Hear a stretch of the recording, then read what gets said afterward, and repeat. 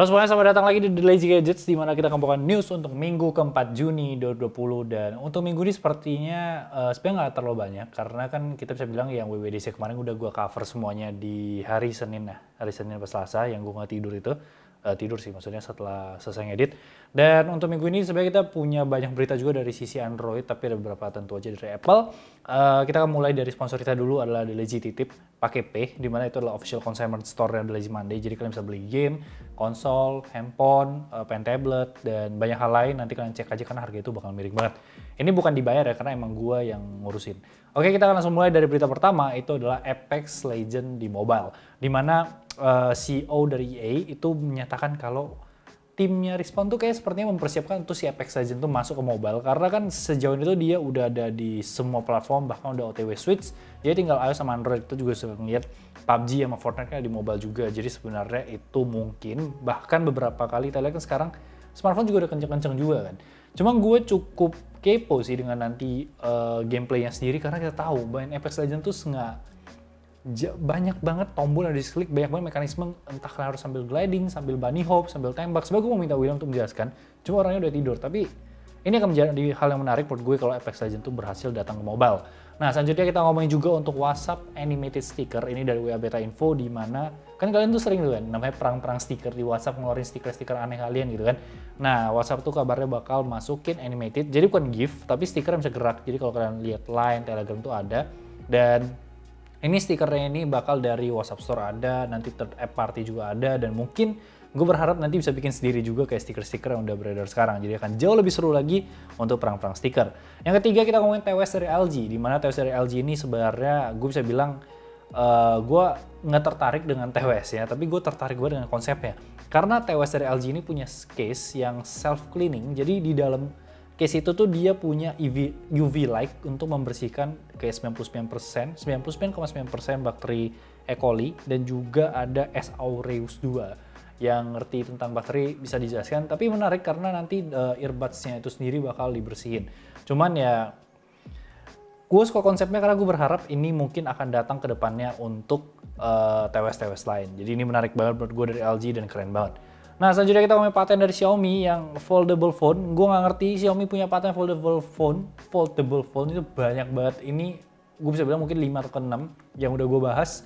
Dimana foldable phone-nya itu punya ya lipat kan.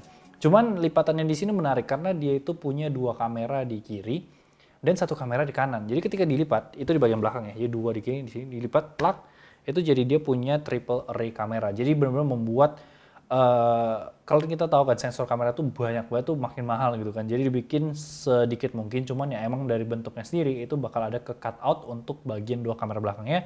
Tapi konsepnya menarik karena ini menjadi foldable phone yang punya 3 kamera langsung di belakang. Selanjutnya kita ngomongin Fold 2, Galaxy Fold 2 yang baru aja ngeluarin rendernya. Ini dari Ice Universe atau si kucing abu-abu yang udah cukup terkenal untuk leaknya. Dari desainnya mungkin beberapa orang akan merasa aneh dan gak suka untuk langsung ngeliat di sana, karena untuk kameranya yang di bagian dalam itu bakal ada 1 kamera kan. Nah, kamera itunya bakal di tengah-tengah, tapi bukan di tengah-tengah lipatannya, tapi di tengah yang bagian kanan. Jadi kalau kalian punya, let's say kalian punya handphone Note 10 kalau nggak salah yang punya tengah, jadi kayak kalian buka, nah kamera itu ada di tengah-tengah sini, jadi bukan di sini. Dan kalau dijelasin sebenarnya ini karena penempatannya itu udah mau nggak mau, karena dari kamera belakang dia udah makan petak di sana, jadi nggak mungkin taruh di paling ujung. Di kamera depan dia juga ngambil di tengah, jadi nggak mungkin. Pokoknya kalau kalian lihat dari desain atau skema yang diberikan, ya ada alasan kenapa harus taruh di tengah, walaupun nantinya mungkin akan mengganggu tuh beberapa orang yang ngebuka terus kayak kenapa kamera gue di sini gitu kan. Cuman ya baik-baik lagi, mau nggak mau. Cuman ya mentok-mentok menurut gue ya kamera belakangnya turunin. Cuman itu bakal malah bikin ribet sih. Tapi ya udah mau nggak mau emang desainnya tuh udah harus begitu. Cuman ya kalian kasih aja komentar kalian di bawah menurut kalian gimana desain dari Galaxy Fold 2 ini. Nah, ngomongin Samsung, kita ngomongin juga Galaxy Note 20 Ultra yang udah dikonfirmasi dengan 108 megapiksel kamera. Jadi hal ini dikonfirmasi sekali lagi sama Roland Quan, di mana dia juga salah satu leakster yang cukup reliable. Dia menyatakan kalau emang udah dikonfirmasi. Jadi kan dikonfirmasi sama Ice Universe, di mana bakal pakai kamera utama di 108 megapiksel, ada kamera periskop di 13 megapiksel, dan ultrawide-nya itu di 12 megapiksel, dan dia itu bakal pakai laser focus sensor dan bukan TOF lagi. Jadi dia mengkonfirmasi karena dia melihat hard evidence atau mungkin dia udah langsung ngelihat hardware-nya yang akan dirilis Agustus nanti dengan kamera 108 megapiksel di belakang. Nah ngomong-ngomong kamera juga, ini dikonfirmasi juga dia bakal pakai zoom yang 50 kali. Jadi nggak bakal kayak Samsung S20 Ultra yang 100 kali karena akan lebih berfokus pada kualitas hasilnya. Jadi kualitas gambar yang dihasilkan bukan lagi fokus pada berapa kali nih handphone tuh bisa nge-zoom. Jadi nanti kalau kalian lihat Note 20 Ultra harusnya itu bakal di 50 kali zoom. Selanjutnya kita masih ngomongin Android, kita ngomongin Snapdragon 865 Plus. Jadi Digital Chat Station atau salah satu leakster dari Weibo yang udah track recordnya bagus banget, itu menyatakan kalau nggak ada masalah ya, Snapdragon 865 Plus itu bakal rilis di Q3 ya, second half, jadi Juli ke depan itu bakal 865 Plus semua, jadi sesuai dengan timeline di tahun lalu di mana ada 855 Plus.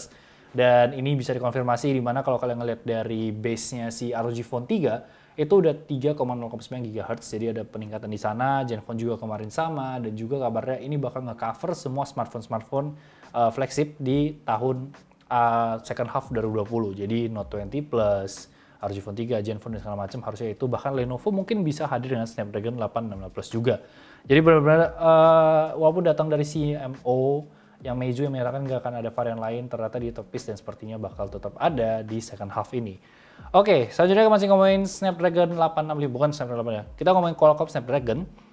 Dari Digital Test Station juga menyatakan kalau Snapdragon 875 atau mungkin gaming phone lebih tepatnya untuk yang Q1 itu akan lebih berfokus, salah satu fitur utamanya adalah di charging 100 watt.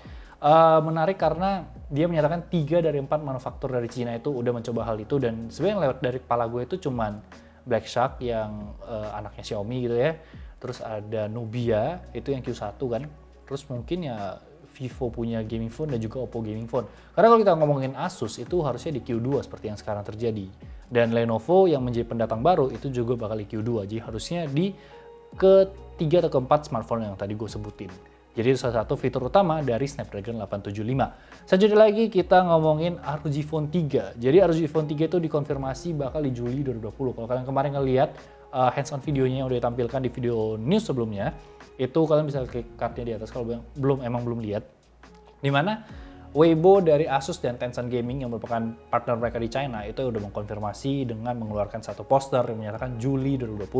Kabar-kabarnya juga bakal rilis bareng sama Zenfone 7 sih, tapi ya kita bakal akhirnya ngeliat ROG Phone 3 yang dimana kalau kemarin ngeliat emang desainnya itu terlihat jauh lebih minimalis dibandingkan ROG Phone 2. Jadi dari 1 ke 2 udah minimalis, 2 ke 3 itu bakal makin lebih mainstream lagi dan jauh lebih bisa diterima menurut gue. Nah selanjutnya lagi kita ngomongin ke Apple sekarang ya, walaupun kita udah ngebahas WWDC, iOS 14, kemarin iPadOS 14, fitur baru AirPods, itu pokoknya semuanya kalau kalian belum nonton itu cardnya ada di atas. Tapi yang menarik kita mulai dari iPhone SE 2020 yang kabarnya itu sedikit lebih besar dibandingkan si iPhone 12 yang paling kecil yang 5,4 inci. Jadi ini diberikan oleh Everything Apple Pro, di mana dia bikin 3D printing dari cat render, gue sebenarnya apa sih? CAD render, cat render, CAD pokoknya. Yang kalau dibandingin side to side, itu anggaplah ini iPhone 12, anggaplah ini iPhone SE. Dia bakal, ya kurang lebih begini sih. Jadi bakal lebih tipis dan juga lebih kecil, dan gue nggak tahu ya, gue pribadi sih 5,4 menurut gue kecil banget. Kenapa bisa sekecil itu walaupun ukuran layar lebih kecil? Karena kan iPhone SE itu emang mengusung ada home button-nya dan ada bezel atas bawahnya. Jadi lebih kecil emang secara ukuran layar, tapi emang dari bentuk sama lebih besar. Cuma gue nggak tahu kenapa banyak banget yang suka, bahkan dari postingan Instagram itu meledak banget. Gue nggak tahu. Gue pribadi lebih prefer yang 6,1 yang gue pakai sekarang, atau mungkin nanti ya mau nggak mau gue akan pindah ke iPhone 12 Pro mungkin, atau mungkin iPhone 12 Max. Cuman iPhone 12 Max kan kita tahu dia nggak bakal pakai AMOLED yang sama dengan ketiga varian lainnya.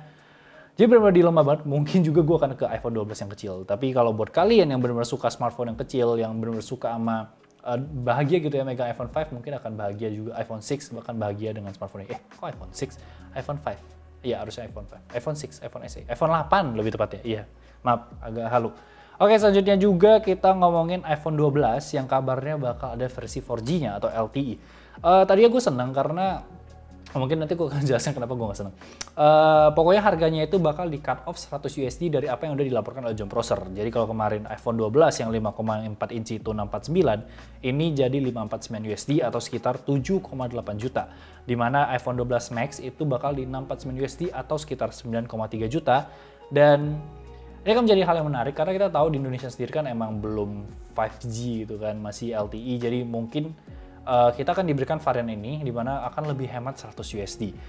Cuman kabar dari analis Juncang itu menyatakan kalau layarnya itu bakal diturunin juga ke LCD. 100 USD, gue harus ngilang. Gue nggak peduli sama 4G sama LG, cuman dari OLED ke LCD. Trade off yang cukup gede. Maksud gue 1,4 juta. Gue lebih pilih punya layar lebih bagus. Cuman baik-baik lagi, ingat harga yang gue sebut tadi itu belum termasuk PPN, belum termasuk apapun yang gue sebutkan. Jadi masih cuma sekedar harga perilisannya nanti. Nanti kalau masuk Indonesia tentu aja harganya berbeda. Nah, kabarnya lagi, rumor yang gue sebenarnya nggak suka. Kan kemarin udah dikonfirmasi kalau nggak ada bundle dari AirPods sendiri karena emang dia pengen mengusung penjualan dari AirPods. Dan kabar terbaru dari analisnya Barclays itu menyatakan kalau ini nggak akan dapat bundle charger sama sekali. Jadi benar-benar kabel doang, nggak ada adaptornya di sana. Jadi benar-benar kabel doang dan cukup menarik karena kalau kalian lihat tren dari Apple sendiri, dia emang suka menghilangkan barang-barang. Kan? Jadi kalau dulu dia ngeluarin iPhone, dia ngilangin 3.5, terus habis itu dia ngeluarin 3D Engine gitu kan, ngilangin 3D Touch-nya. Sekarang kabar-kabarnya dia bakal ngeluarin ilangin si bundle charger ya. Jadi benar-benar cuma dapat kabel doang. Dan apakah dia akan mencoba membuat tren baru? Karena di sisi lain itu ada sebuah leak yang memperlihatkan charger dari iPhone 12 Pro Max yang kabarnya itu bakal di 20 watt dengan USB-C PD. Rumor yang sepertinya nggak bisa terlalu gua iyakan karena kan dari John Prosser juga menyatakan kalau rumornya itu dia bakal tetap stick to Lightning, dia nggak akan ke USB-C, dia akan langsung ke portless nanti loncatnya. 20 watt. Ya, 20 watt. Oppo 65 watt. 20 watt. Dan gua rasa dijual terpisah sih. Tapi ya udahlah, kita berharap tetap ada adaptor dan charger di sana biar nggak ribet ya. Kalau AirPods oke lah, kita bisa beli TWS karena TWS sudah cukup terjangkau untuk sekarang. Nah, itu aja sebenarnya untuk berita minggu ini. Sebenarnya cukup menarik karena Snapdragon sih. Gue rasa untuk minggu ini dengan ROG Phone-nya dengan 6 varian iPhone 12. Bayangin bakal ada 6 varian, gue udah nggak paham lagi.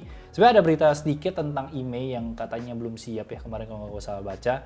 Cuman ya mungkin kalau beritanya akan jauh lebih banyak. Maksudnya untuk IMEI ini akan jauh lebih spesifik lagi nanti baru akan gue bahas. Jadi itu aja untuk video minggu ini. Seperti biasa jangan lupa like, comment, share, follow kita di @thelazy gadgets. Gue di Jordi Leonardo, O-nya 3 dikurang 1. Itu aja sih. Jangan lupa follow sponsor kita di @thelazy retip. Jangan lupa subscribe. Thank you so much guys for watching and I'll see you next week. Bye bye guys.